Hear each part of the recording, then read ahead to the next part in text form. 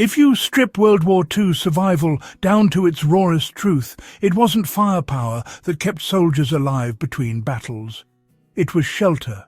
Cold, rain and mud killed quietly and relentlessly. Hypothermia, trench foot, exhaustion and exposure claimed more men than enemy fire in some campaigns. Standard-issue tents often failed, collapsed or were abandoned under fire. So, soldiers adapted. They borrowed techniques from loggers, nomads, hunters and civilians, turning scraps, terrain and discipline into shelters that worked when nothing else did. These weren't clever tricks, they were survival necessities, and they still matter today. Before we go any further, if this kind of forgotten, field-tested survival knowledge matters to you, just take a second to subscribe to Survival Stories. These are lessons written in hardship, not theory. Modern outdoor gear assumes predictability. World War II soldiers had none. They couldn't count on dry ground, steady weather, or even the chance to stay in one place overnight. Shelter had to be fast, low profile, repairable, and adaptable. The priority wasn't comfort. It was staying dry, blocking wind, and preserving body heat.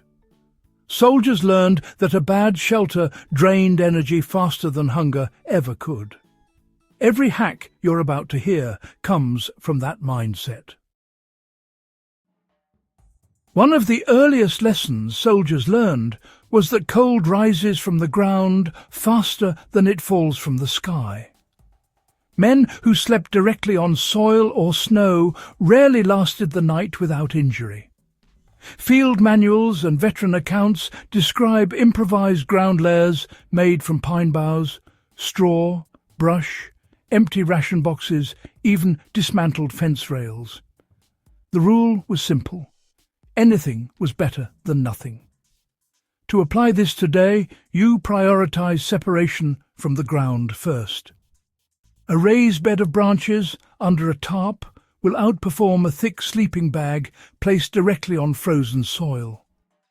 In snow, rain and high wind, soldiers often dug shallow depressions rather than building exposed shelters. Earth is insulation. A trench cut just deep enough to block wind could raise the internal temperature dramatically. Snow shelters, especially in Eastern Front conditions, used compacted snow walls that hardened overnight. The same principle works today. If the environment allows, using terrain to block wind reduces heat loss more effectively than piling on layers. WWII ponchos weren't just rain gear. Soldiers actually rigged them into lean-tos, ground covers, windbreaks and even snow roofs. The key wasn't really the fabric, but the angles. Sloped surfaces shed rain, and low profiles resisted wind.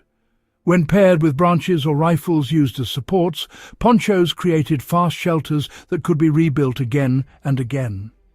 Modern equivalents include tarps, but the lesson remains the same. Shelter shape matters more than material. One mistake inexperienced soldiers made was sealing shelters too tightly. Moisture buildup soaked clothing and bedding overnight. Veterans learned to leave small ventilation gaps, even in freezing conditions. Dry cold was survivable. Damp cold was deadly. Today, this principle applies directly to tarp shelters and emergency bivouacs. Always allow moisture to escape, even if it feels, counterintuitive. In Italy and Western Europe, mud was often worse than snow. Soldiers elevated sleeping areas using logs, rubble, or overturned equipment. They cut shallow drainage channels to divert water away from shelters. These small efforts prevented boots and bedding from soaking overnight. In modern survival situations, even a few inches of elevation can mean the difference between dry rest and hypothermia. Soldiers often slept in close formation inside shelters, not for comfort, but for survival. Shared body heat reduced exposure and conserved calories. Blankets, ponchos and coats were layered collectively rather than individually. This principle still applies in group survival scenarios. Heat management is more efficient when resources are pooled intelligently. Shelters were often disguised using natural materials not just to avoid detection, but to stabilize temperature. Mud, snow and vegetation added mass and reduced heat loss. A shelter that blended into its environment also resisted wind better. Today, adding natural insulation to a tarp or lean-to can significantly improve performance without extra gear. None of these techniques rely on modern technology. They rely on understanding heat transfer, moisture, airflow, and terrain. Those rules haven't changed in centuries. Whether you're dealing with a power outage, a winter emergency, or a backcountry survival scenario, WWII shelter logic remains brutally effective. If you value survival knowledge earned the hard way, subscribe to Survival Stories, share this episode with fellow history buffs, and keep these lessons alive. Because the weather hasn't gotten kinder, and history still has plenty to teach us.